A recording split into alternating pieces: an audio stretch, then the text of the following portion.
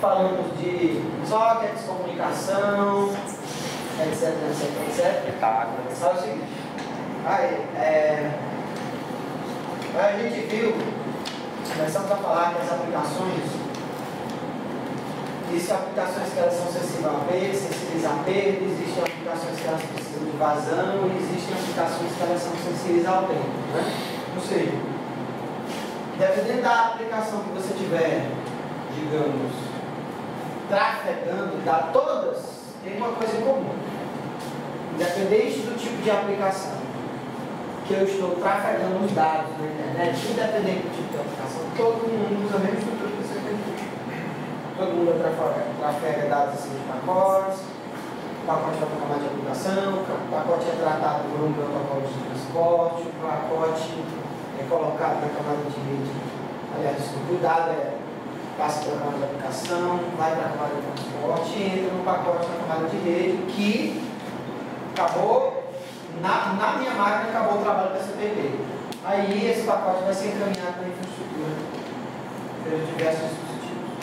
Só que dependendo do tipo de dado que está trafegando no pacote e de onde ele é oriundo, que tipo de aplicação, ele tem 3 parâmetros que a gente tem que, digamos assim, saber acerca desses dados.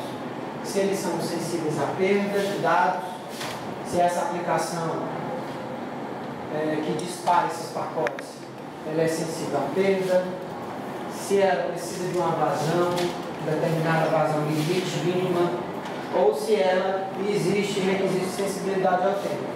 Vou só explicar de novo, né? A gente falou aqui, mas vou dar uma revisada. Quando a aplicação é sensível à perda de dados, significa dizer que ela tolera que informações sejam perdidas dos pacotes e existem aplicações que elas não toleram de jeito nenhum tipo de perda. As aplicações multimídia toleram perda. As aplicações que não são multimídia tradicionais, como aplicações de arquivo, web, mensagem instantânea, elas não toleram a perda. Por quê? Porque qualquer perda que houver prejudica a inteligibilidade da informação. E quanto à vazão, a aplicação pode ser elástica ou não. Quando a aplicação é elástica, significa dizer que qualquer largura de banda que tiver, ela passa. Pode demorar, pode ficar congestionado, mas para ela não é problema. Não existe ainda o e-mail de urgência. Não existe a página web que você tem que carregar ela com urgência. Então, esses requisitos não existem. Já aplicações como áudio e vídeo, eu preciso que ela tenha uma vazão mínima para que eu tenha um requisito onde esses pacotes cheguem numa taxa constante. Porque, por exemplo, se o vídeo ele é exibido, projetado em 30 frames por segundo, lá do outro lado o cara tem que receber na tela 30 frames por segundo. Os frames podem até chegar antes e ficarem buferizados, mas eles têm que ser apresentados numa taxa de 30 por segundo. Se eles não chegarem lá, ao ponto de nem serem bufferizados, para eles poderem ser apresentados em 30 frames por segundo, a aplicação vai perder totalmente a qualidade. Né?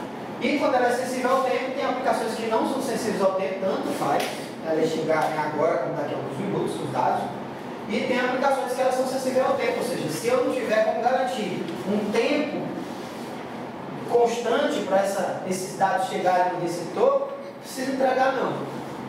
Se eu tiver, por exemplo, transmitindo uma videoconferência, e essa videoconferência é uma videoconferência importante, e as pessoas precisam resolver uma coisa naquele momento, se a aplicação estiver funcionando, não precisa mais funcionar. Não vai funcionar depois, não vai adiantar. Entendeu? Então, são parâmetros que normalmente a qualidade de serviço da rede, então, como é que a gente pode garantir isso aqui? O TCP/IP tem uma pilha de protocolos. E o TCP/IP não foi projetado para prover nenhum requisito em termos de garantias de tráfego, de vazão, de atraso, de tolerância à perda. Ele não foi projetado para oferecer nenhum tipo de garantia. Simplesmente ele foi projetado para transportar os dados da forma mais simples possível. Encapsular os dados em segmentos uma camada de transporte garantir a entrega ou não, oferecer duas opções de protocolo para garantir a entrega ou não, e um protocolo para transportar os pacotes na infraestrutura, na camada de rede. A função é muito simples.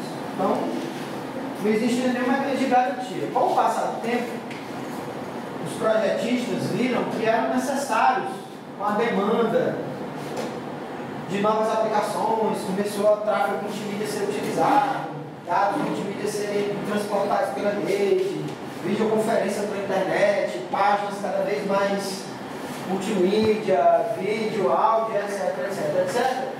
E isso provocou um surgimento de novos tipos de tráfego, digamos assim. Então, a infraestrutura que você tem entre um computador e outro tinha que ser preparada para lidar com esse novo tipo de tráfego. Certo? Esse tráfego agora é um tráfego diferente. Então, essa infraestrutura a gente tinha que lidar com esse tráfego. Então, começou a ser pesquisado uma série de alternativas para resolver esse problema. Aí, na década de 90, isso explodiu e surgiram muitas pesquisas promissoras na área de QoS, ou Quality of Service.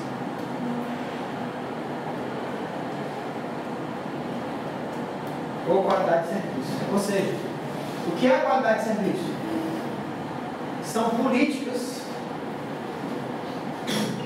certo? São políticas implementadas via protocolos que visam dar prioridade para tráfego que precisa de prioridade, ou seja, prover requisitos, certo? Prover mecanismos para priorizar o tráfego. Que tipo de tráfego eu vou priorizar?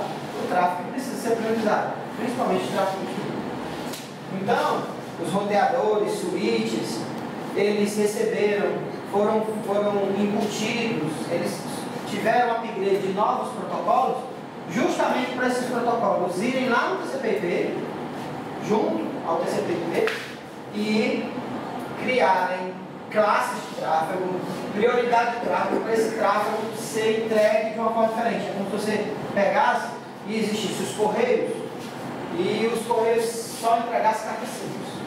Vida toda. Há um belo dia a pessoa diz assim, mas a gente precisa de um mecanismo que dê prioridade.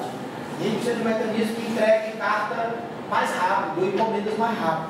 Aí o cara foi lá e criou o SEDEX. Aí o outro cara foi lá e disse, rapaz, mas tem coisas que elas precisam ser urgentes. Aí o cara criou o SEDEX 10. Embora, obviamente, você mande o SEDEX, o cara diga que é 3 dias e pode ser 7, 8, 9, 10 dias, depende da sorte.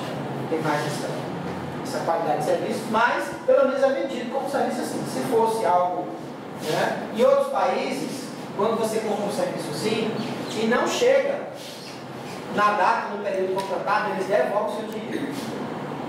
Entendeu? O correio diz que faz isso, só que você leva tanto tempo para receber que você não esquece. Entendeu? Aí o que acontece? Eles até devolvem o seu dinheiro. Você pode cancelar, por exemplo, eu já fiz compras em site fora do país, e aí eu coloco lá, o cara diz lá a data de entrega, e o produto foi despachado, mas ele informa para você que vai atrasar. Só se você não quiser aceitar, você pode cancelar, que eles pegam o produto de volta no meio do caminho, digamos assim. Você pode cancelar, se você não quiser mais o produto. Você ficar com o produto, entendeu? Se for atrasar, eles informam, entendeu? E tem assim um prazo. Você ainda tem alguns serviços tipo de encomenda expressa. O cara compra pelo site e tipo até meio-dia e eles entregam até 5 horas no mesmo dia. Você paga uma taxa lá se você quiser fazer uma compra dessa expressa. E eles garantem entrega. Se você não entregar naquele horário ali, ele dá a opção para você cancelar sem ônus nenhum. Entendeu? Então, é um exemplo disso. Como é que funciona isso? Eu tenho protocolos que eu posso, através de campos dos cabeçalhos das camadas, marcar os pacotes que eu quero, onde eu quero que eles tenham completamente diferenciado no roteador. Por exemplo, chega no roteador, o roteador monta fila. Aqueles pacotes lá que não tem marcação nenhuma, certo? Porque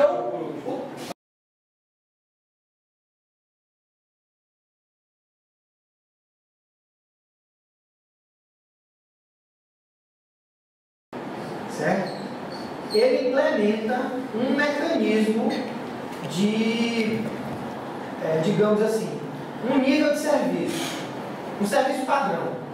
O TCP/IP é um serviço padrão. O serviço padrão do TCP/IP é como se fosse um correio de carta simples, é o que a gente chama de best effort, ou melhor esforço.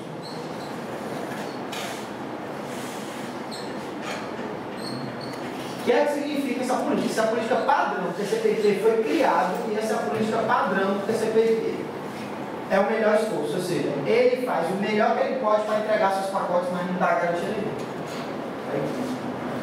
Ele faz o melhor que ele pode, certo? Por exemplo, esse é o serviço padrão da camada de rede, serviço provido pelo protocolo IP. Ele faz o melhor esforço que ele pode para entregar seus pacotes, mas não garante a entrega, certo? Quando você implementa QoS, por exemplo, quando você pega e implementa QoS, você cria padrões de serviços que vão além do melhor esforço. O melhor esforço é o mínimo. Mas você pode criar padrões de prioridade. Alguns protocolos de QoS são o DivServ, o MPLS, que são os mais usados, certo? O WinServ.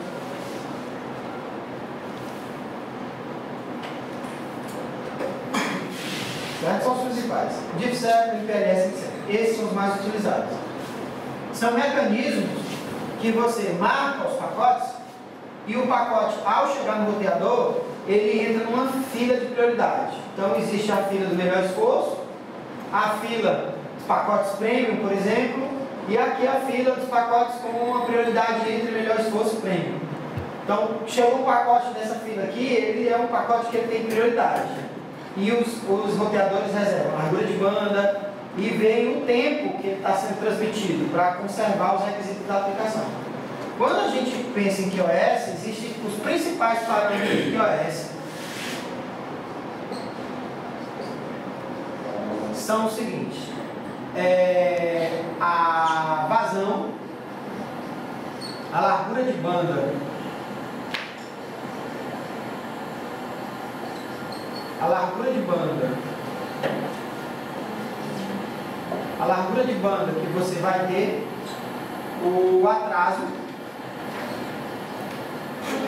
ou seja, qual é o atraso que você vai enfrentar máximo, por exemplo, e aqui a taxa de erros, que é bit erro rate, certo? A taxa de erros, ou seja, sua perda, o quanto você vai sofrer de atraso e qual é a banda que você tem para passar. Esses são os requisitos que qualquer protocolo de QoS trabalha. Quando uma aplicação, por exemplo, multimídia, vai disparar um vídeo, certo? Ela tem um protocolo lá que ele é configurado de acordo com o que a aplicação precisa, e na hora que ela vai iniciar, esse protocolo dispara uma requisição para a camada de rede. A primeira camada de rede que recebe a requisição é do próprio computador. Precisa reservar essa largura de banda, esse atraso mínimo tem que ser garantido nos roteadores e a taxa de erros máxima tem que ser essa. Okay. Essa camada de rede vai passando para a camada de rede do roteador, da saída da rede, que vai passando sucessivamente para os outros roteadores e todo mundo vai ter conhecimento de que aquele fluxo que vai sair daquele computador, daquele socket, isso que é bom a pessoa entender o conceito de socket, entendeu? Então aquele fluxo que vai sair daquele socket, que vai chegar em outro socket, aquele fluxo tem um tratamento diferenciado nos roteadores. Os roteadores vão despachar os pacotes primeiro, vão adiantar esses pacotes, se esse pacote estiver atrasado, se ele chegou atrasado no roteador, o roteador vai tentar corrigir o atraso daquele pacote, disparando ele logo. Vai ter uma largura de banda dedicada para que os pacotes tenham a vazão mínima necessária para chegar no próximo roteador rápido, certo? E caso haja congestionamento, os pacotes que primeiro vão sofrer descarte são os pacotes que entram na fila do melhor esforço. e esses outros que têm taxa de garantida mínima, eles vão continuar ali no roteador. Porque o roteador é o seguinte: se por algum motivo, a gente vai estudar isso lá na frente, camada de rede, ele enfrentar um congestionamento, ele não quer saber não, ele encheu o bafo, ele começa a jogar o pacote fora. Aí existem várias políticas para fazer isso, mas ele começa a jogar o pacote fora, porque o objetivo dele é salvar o restante da rede. Só que hoje em dia existem alternativas bem sofisticadas que o protocolo IP percebe o congestionamento, avisa os roteadores antes dele para eles desviarem o tráfego, e a camada de transporte também percebe o congestionamento e ela ajuda de duas formas. Ela tem um mecanismo de controle de fluxo, controle de congestionamento, que acaba ajudando no processo para restabelecer até que os roteadores desaforam. Então tem todo esse processo. Mas a qualidade de serviço, ela veio dar esse suporte e atender a essa demanda nova, onde eu preciso priorizar pacotes. Entendeu? Então esse conceito foi embutido dentro aliás, foi agregado ao TCP/IP com novos protocolos. Então, se você... e interessante é quando você implementa isso, a sua rede tem que entender esses protocolos. Por exemplo, se eu vou usar VoIP e os meus switches, os meus roteadores vão despachar tráfego VoIP, todos os switches, todos os roteadores dentro da rede têm que entender o mesmo protocolo de QoS, para eles poderem entender a mesma coisa em termos de priorização de tráfego. Certo? E aqui tem alguns exemplos: transferência de arquivo, onde ela não tolera perda, a vazão dela que tiver serve, certo? E ela não é sensível ao tempo. Qualquer tempo que ela for entregue, tudo bem. O e-mail, ele é sensível à perda, não pode haver perda. A vazão elástica, qualquer banda que tiver, serve. E aí ele também não é sensível ao tempo. Por exemplo, áudio e vídeo em tempo real. Ele tolera perda, eu posso perder alguns frames dentro do limite, certo? A vazão, o áudio precisa de 5 a 1 mega de banda, o vídeo precisa de 10K a 5 mega de banda, e ele é sensível ao tempo, centenas de milissegundos, alguns milissegundos, 100, 200 milissegundos, desse tipo de vídeo tolera algum atraso, né? Áudio e vídeo armazenado, ele é tolerante à perda, a vazão é a mesma, só que é o seguinte, ó, aqui ele, em termos de acessibilidade do tempo, o atraso pode ser de alguns segundos, certo? Existe uma diferença daqui para cá. O que esse atraso é menor? É poucos milissegundos. Por exemplo, 1 segundo, só para você entender, são 1000 milissegundos. Então, se eu tiver um atraso de 100, 200 milissegundos, é só 1/10, 2/10 de 1 segundo. É uma parte muito pequena. Por quê? Porque é tempo real. Você pode demorar muito tempo para compensar ou o vídeo voltar ao normal, não. Entendeu? As coisas têm que acontecer e esse atraso ele tem que ficar dentro desse limite aqui. No vídeo armazenado pode ser de alguns segundos. Por quê? Porque se esse atraso acontecer ao longo do caminho, os roteadores podem priorizar o tráfego ou compensar isso de alguma forma, que o vídeo chegou atrasado, mas ele chega lá numa taxa constante. No tempo real, não é bom essa história de ele vai atrasar, mas chega lá, porque é tempo real. Ou seja, às vezes a resposta tem que ser naquele momento. Pode ser uma reunião, o cara diga assim, ó, mercado de ações vai abrir daqui a pouco. A gente tem uma notícia privilegiada. Vocês vão operar desse jeito aí. Se o cara demorar alguns segundos para entregar essa informação, isso pode ser suficiente para o que se quer fazer não dar certo. Né? Jogos interativos, ele é tolerante à perda, precisa de alguma vazão um pouco menor, né? Alguns K, um pouco mais, e também podem ser centenas de milissegundos. Mensagem instantânea, não é sensível à perda, é elástica, sensível ao tempo sim ou não, depende muito da característica da conversação. Certo? Se os partícipes entendem dessa forma. Pronto. Professor, oi. quando você fala que não é sensível à perda, o que isso significa? O que é que você acha? Que não é sensível à perda. Sim, mas você traduz isso como? Que ela não é sensível à perda. Tem outro sinônimo para sensível? Ela pode perder? Ótimo. A aplicação que ela é sensível à perda significa dizer o quê? Que se perder, eu tenho um problema. Eu sou sensível a perda. Se você disser assim, eu sou alérgico a alguma coisa. Se perder, eu tenho um problema. Não posso perder. Se eu sou sensível a perda,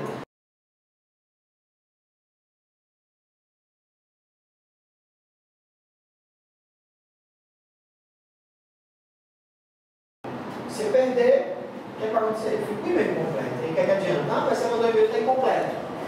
Não é melhor nem enviar. Mas o Lindsay vai assim, sem perda, o e-mail. Tem perda que não pode ter perda.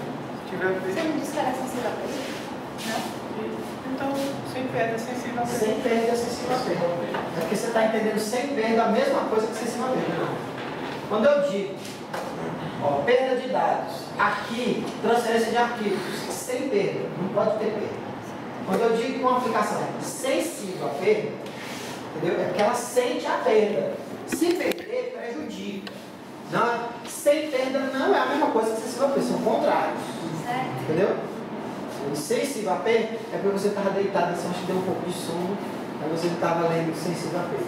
Sensível à perda significa dizer que se tiver perda, eu vou sentir a perda. Entendeu? Entendeu?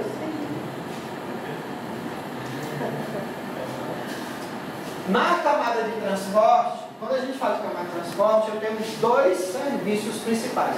Só existem esses protocolos na camada de transporte? Não. Um protocolo chamado, por exemplo, RTP, Real Time Transfer Protocol. É um protocolo de transferência de dados real time, que ele ajuda aplicações real time. Então, os mais largamente usados, esse RTP é usado em alguns casos específicos, os mais largamente usados são o TCP ou o DP. Né? Cada um tem um nível de serviço, cada um tem suas funcionalidades e cada um se presta dependendo do que a aplicação precisa e quer. Só para dar uma visão geral. O TCP, ele é um que a gente chama de orientada conexão, ou seja, antes de a solicitação pedir na página, antes de qualquer objeto ser solicitado, antes do e-mail ser enviado, antes do arquivo começar a baixar, existe uma conexão ou uma comunicação entre transmissor e receptor. É como se o transmissor dissesse assim, ó, vou lhe mandar informações aí, vou começar a mandar dados para você. Então o receptor, estou pronto para receber. E confirmasse para ele e ele começasse a mandar essas informações. Para quê? Para que transmissor e receptor controlassem todos os bytes que vão trafegar naquela conexão. Como é que eu identifico conexão? Socket de origem e socket de destino. Então todos os dados que vão passar pelaquela conexão, através daquela conexão, eles são contados. Então, o TCP, de um lado e de outro, inicia uma série de variáveis, uma série de buffers, e começa a receber esses dados e contar. O que é que chegou, o que não chegou, quantos bytes chegaram, quantos não chegaram, entendeu? No caso, quem vai receber já sabe o tamanho do arquivo vai receber. Não, sabe não. Isso não é informado não. Informado do tamanho do arquivo não. Mas é informado assim. Eu mando uma quantidade de dados para ti, eu te digo a quantidade que foi dessa vez. Aí eu mando de novo, então tua obrigação é contar. Tu não sabe quantos vem, mas tua obrigação é contar. Tipo assim, recebeu 1000 bytes, aí tu manda uma confirmação, ó, recebi 1000 bytes. Recebi mais 1000 bytes, ó, recebi 2000 bytes, 1000 mais 2000. Recebeu 500 bytes, ó, recebi 2500 bytes. Veio 1000 e mais 500. Então ele manda sempre um totalizador. Depois eu vou mostrar direito como é que é isso. O TCP receptor manda sempre um totalizador da quantidade que está recebendo do transmissor. E o transmissor usa esse totalizador para dizer, beleza, foi isso que eu mandei para ti. Entendeu? Aí eles usam isso para controlar a transmissão, se está tudo ok. Por exemplo, se eu queria transmitir 5000 bytes e chegou lá 5000 bytes, beleza, é isso que eu queria. Professor, naquela vez que a gente viu na camada, acho que era na camada de enlace, que ela ia com... É o pacote, né? Do enlace. O freio. Ele ia com um cabeçalho que dizia que ele foi fragmentado em tantas partes, não sei o que é a parte tal, a parte tal. Peraí. Foi o que?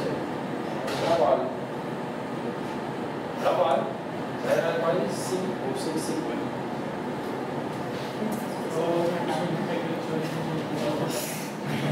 Sim, vai, isso. Aí eu queria saber se não seria também, não faria o mesmo papel que isso, não. Faz. Porque ele vai vendo aqui, a venda está quase... Esse papel que a camada de enlace faz é muito parecido com o TCP. certo? Só que o resultado é diferente. O papel que a camada de enlace faz, em termos de... O TCP tem um papel que é garantir entrega e recuperar erros. Ele faz isso. Garantir entrega e recuperar erros. A camada de enlace também tem esse tipo de serviço. Garantia de entrega e recuperação de erros. Só que existe um efeito quando isso acontece na camada de transporte e existe um efeito quando isso acontece na camada de enlace.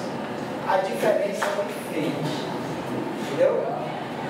Quando acontece, a pessoa diz assim, mas se a camada de transporte já faz isso, a camada de enlace precisa fazer, seria bom. Mesmo a camada de transporte fazendo, a camada de enlace fazendo, porque o efeito é diferente. O efeito quando a camada de transporte faz é diferente quando a camada de enlace faz. No final da aula eu vou dar a apresentar isso. Então é o seguinte, ó. O TCP orientado à conexão significa dizer que existe uma comunicação prévia que prepara a comunicação entre as duas camadas de transporte das pontes. O transporte é confiável, ou seja, existe garantia de entrega de dados. Existe controle de fluxo. Controle de fluxo é o seguinte, a gente vai explicar cada uma dessas características detalhadamente, mas só para adiantar, o controle de fluxo, ele impede que uma aplicação rápida sufoque uma aplicação lenta. Porque no TCP/IP os dados eles não são iguais. Os dados eles não, digamos isso, as aplicações elas não são iguais. Elas não têm a mesma velocidade. Os processadores de uma máquina, o escalonamento de uma máquina é diferente do escalonamento de outra máquina. O modo de escalonamento de uma máquina é diferente do modo de escalonamento de outra máquina. São bem diferentes esse modo de escalonamento. Significa dizer o quê? Que uma máquina ela pode ter processos que rodam mais rápido e noutra máquina pode ser processos que rodam mais lento, porque ela tem um pouco memória de processador ruim ou de baixa capacidade. Então, os computadores não têm a mesma performance na internet.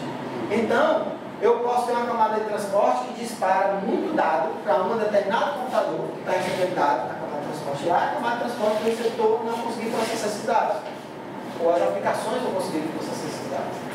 Aí, para evitar que aplicações rápidas sufoquem aplicações lentas, que estão rodando lento, existe o controle de fluxo.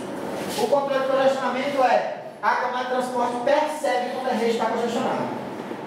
Quando o código da internet, o fluxo entre os roteadores numa determinada região, ele está congestionado, a camada de transporte percebe e ajuda.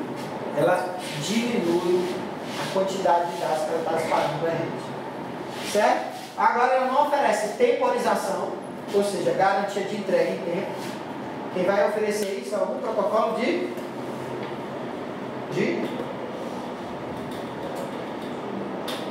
vai oferecer isso é um protocolo de transporte. Não.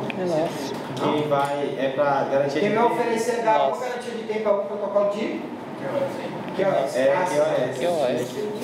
Garantias mínimas de vazão e segurança. Garantia mínima de vazão, quem vai garantir isso também é o protocolo de QoS. E garantia mínima de segurança é algum protocolo específico, como o IPsec, SSL. São protocolos que vão implementar garantia de segurança. O UDP, ele não tem qualquer transferência de dados confiável, certo? Simplesmente, quando uma aplicação usa o UDP para mandar as informações, ele simplesmente joga isso dentro do segmento e manda para a camada de rede. Não se comunica com o receptor, não quer saber de controle de fluxo, controle de congestionamento, não quer saber de nada. Ele simplesmente envia. Significa dizer que o UDP dá uma vazão maior para os dados. Os dados têm vazão mais rápido. E ele é mais prático em termos de... O overhead de ocupação do canal é menor, porque é o seguinte, numa conexão TCP, tanto vai quanto vem confirmação, dos dois lados. O cara manda, eu confirmo, o cara de lá manda, eu confirmo. O DP não, manda, não existe confirmação, então ele tem mais vazão. O canal, o overhead do canal, o que é overhead? Tudo que não é dado, cabeçalho, confirmação, tudo que não é informação em si da aplicação é overhead. Então, se eu mando confirmação, cabeçalho, confirmação para lá e para cá, dado para lá e para cá, no TCP tem um overhead grande naquele canal, naquela conexão. O DP não, o overhead é muito menor, mas em compensação ele faz nenhum tipo de verificação. Chegou, ele não está com conta nenhuma. Professor, quem vai resolver esse problema, só terminar só assim, quem vai resolver esse problema é a aplicação. Tipo, tu escreve uma aplicação que a tua aplicação controla a quantidade de dados que tu está enviando, mas é a aplicação. Entendeu? A aplicação se encarrega de fazer isso, que é mais trabalhoso para quem está desenvolvendo a aplicação.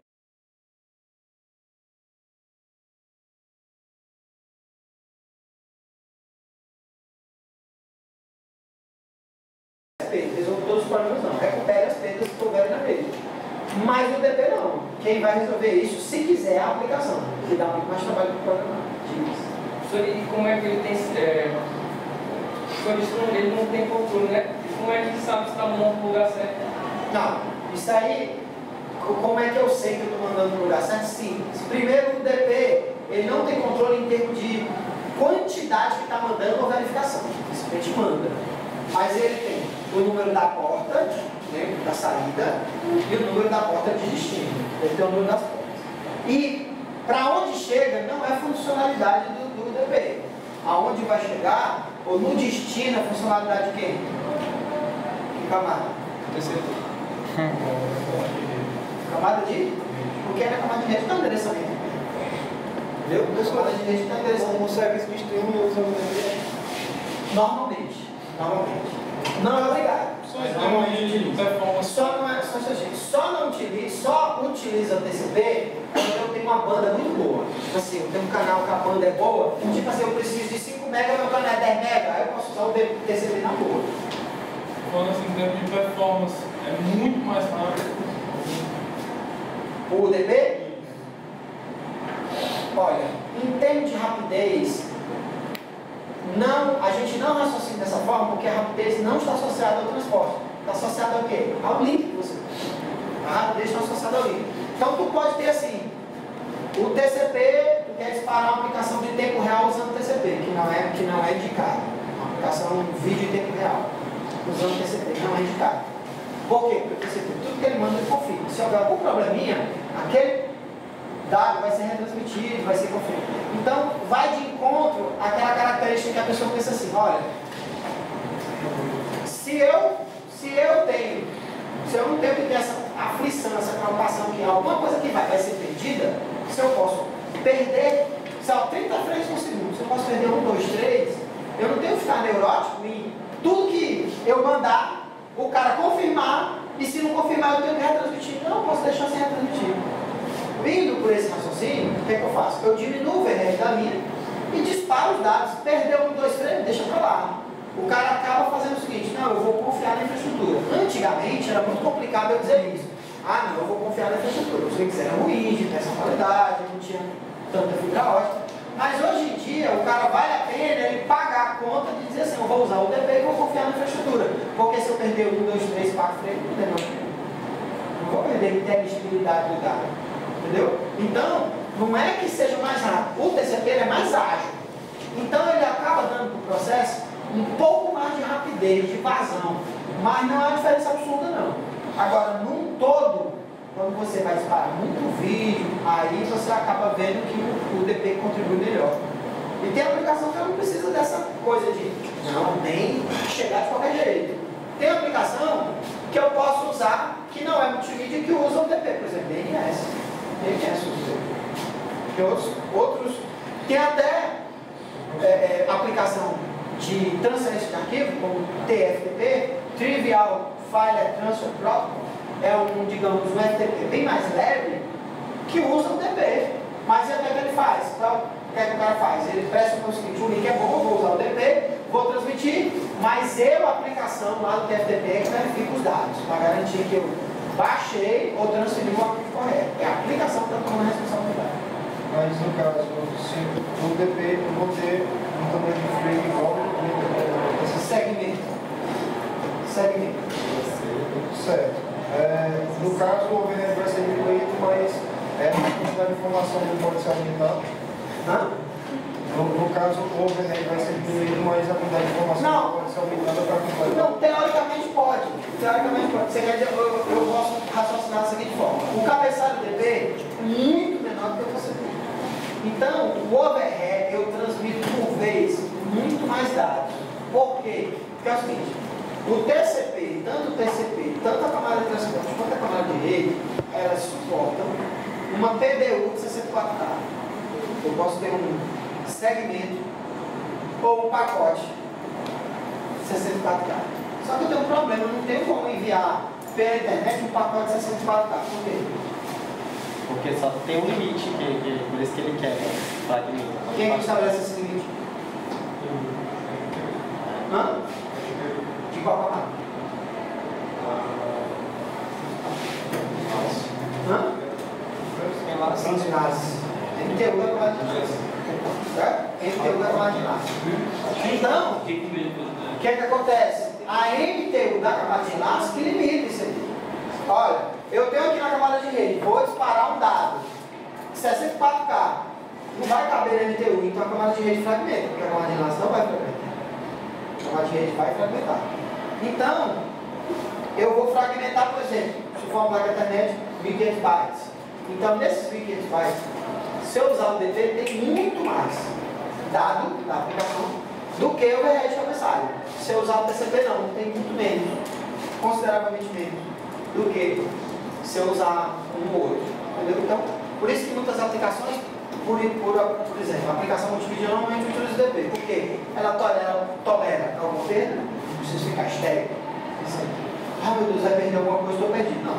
Ela tolera alguma perda. E outra coisa, o overhead é menor. Mas aí era nesse ponto que eu ia chegar, porque você estava falando que a questão da agilidade de transporte da informação está ligado mais ao meio. E ele fazendo, transportando mais bytes, o pacote, ele não estaria agilizando? Sim, totalmente. Então não é aquilo só do meio, sim também do tipo do protocolo. Não, o meio, a vazão do meio, a gente não pode dizer que é fator determinante. Se não tiver vazão, não adianta. Você pode usar o menor overhead do mundo. Se não tiver vazão, não adianta. Essa vazão é de sua importância? É. Mas que o protocolo, o overhead diminuído, contribui muito? Contribui. Mas vai ser escalado, não. Se não tiver vazão, não adianta nada. Entendeu? Aí eu não ofereço preparação de conexão, confiabilidade nenhuma, controle de fluxo, controle de congestionamento, temporização, garantia nenhuma. Por que se incomodar então? Por que existe o DP? Porque tem protocolos, como protocolos que utilizam aplicações multimídia, que o DP seria essencial, seria importante, né? Por conta de todos esses motivos que eu falei para você. Só o seguinte, só para fechar.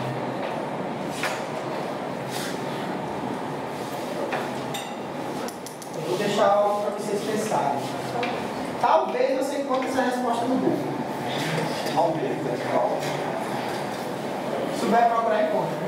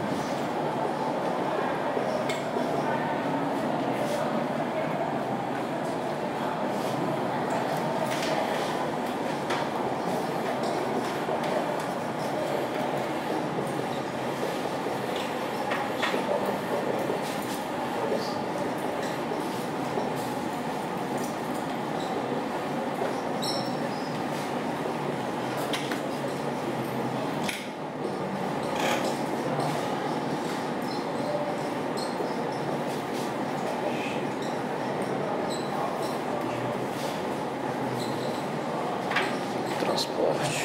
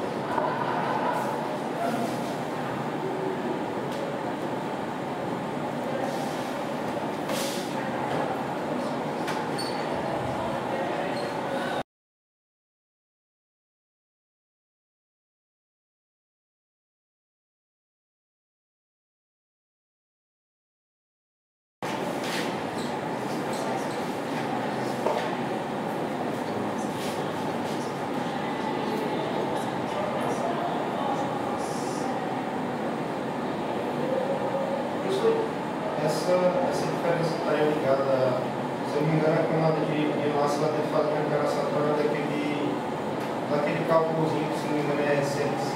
Não é pra ele não. Hã? Não é pra ele não.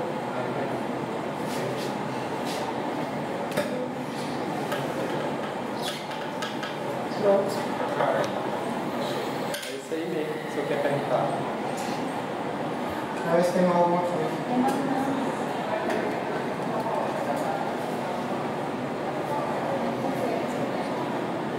Pergunta. Valendo uma pós-graduação. Como é? Sabe o quê? Valendo a pós-graduação em redes aí, pessoal. Rapaz, eu pego essa besteira aqui, não. Vocês conhecem, né? Eita, vou ganhar. Dou 2 pontos para a resposta. Beleza. Pra pior, Mais dinheiro no ponto, né? até a próxima. Se fosse o Vinícius, a pior ganha